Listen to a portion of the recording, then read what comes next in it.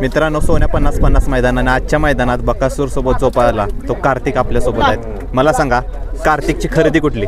कार्तिकची खरेदी आपण जालनावरून घेतली होती. संदीप जाधव म्हणून आहेत आंबडचे, त्यांच्याकडून कार्तिक खरेदी केला होता. एक 5 महिने झाले. 5 महिने झाले. 5 महिन्यामध्ये कुठली कुठली मैदाने केली ते? 5 महिन्यामध्ये आपण हिंगण्यामध्ये शिरसवडीच्या रायफल बरोबर पळालो. परत आता 17 तारखेला हिंद केसरीचं मैदान झालं, त्याच्यात शाहीर बरोबर पळालो. असे बरेचसे गुलाल आहेत. आता शेणवडीत पण 2 नंबर केला नाशिकच्या गुरु बरोबर. आल्यापासून आता 10 ते 12 ठिकाणी वासरू फायनलला राहिले. कार्तिकची खासियत काय पळताना? कार्तिकची खासियत म्हणजे वासरू आता बघितलंच तुम्ही, दोन्ही खांदी पब्लिक न पळतं. आणि आतापर्यंत जे ज्या बैला आपण घातले ते शिरसवडीचे रायफल असेल, पाखरे असेल, सगळ्या बैलांना आपलं वासरू तोडीस तोड पळतं. ज्यावेळेस तुम्ही घेतलं त्यावेळेस त्यामध्ये काय बघून घेतलेलं? त्याचा हीच त्याची खासियत, पब्लिक न पळणं आणि ज्या त्या बैलाला वाढून पळणं, हीच त्याची खासियत आपण बघून वासरू घेतलं होतं.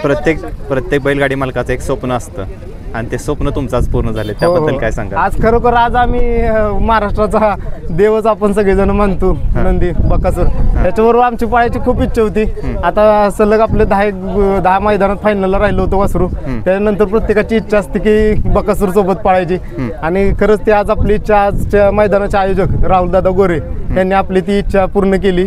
त्यांनी मामांना कॉल केला, मामांनी पण एका शब्दात आपल्याला बैल दिला. आम्ही मामांचे खरंच खूप खूप आभार आहे.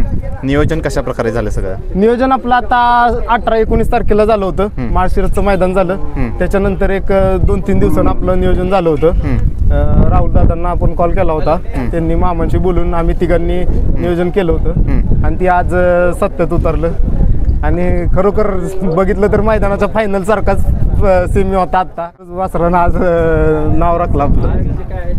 आतापर्यंतचे गुलाल आणि हा गुलाल किती आनंद देऊन जाईल? खूप खूप आज हिंद केसरी मैदानात गुलाल घेतल्यासारखा आज वासरानं आम्हाला आनंद दिलाय.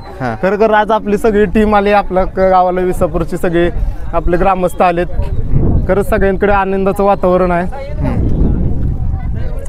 कोणाकोणाचं सहकार्य तुम्हाला या विजयामध्ये मिळतं? सहकार्य मेन म्हणजे आपले निलेश शेठ यांचं आपल्याला खूप मोलाचं सहकार्य आहे. परत आपला आमचं दादा अजित दादा, परत आमचा धनू असेल, आमची पूर्ण टीमच आहे. आपल्या टीममध्ये जे सगळ्यांचा मोलाचा वाटा आहे. त्याचा दैनंदिन दिनक्रम काय असतो? खुराक वगैरे काय ठेवता? प्रॅक्टिस कशी घेता त्याची? दैनंदिन खुराक काय आपलं महाराष्ट्र केसरीचा जो खाद्य आहे ती, आणि आपलं मका गव्हाचं.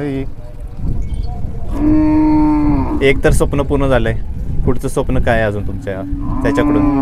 पुढचं स्वप्न काय, आता आपली सगळी स्वप्न त्यानं पूर्ण केली ती. असंच आता त्यानं टॉपच्या पायऱ्यात पळावं आणि टॉपमध्ये राहावं, हेच स्वप्न आहे. आता हिंद केसरीचं स्वप्न पूर्ण झालं, बकासूर सोबत पळायचं झालं, आता सगळी स्वप्न पूर्ण झाली. चालेल, तुम्हाला या विजयाच्या खूप खूप शुभेच्छा आणि पुढच्या वाटचालीस पण खूप खूप धन्यवाद.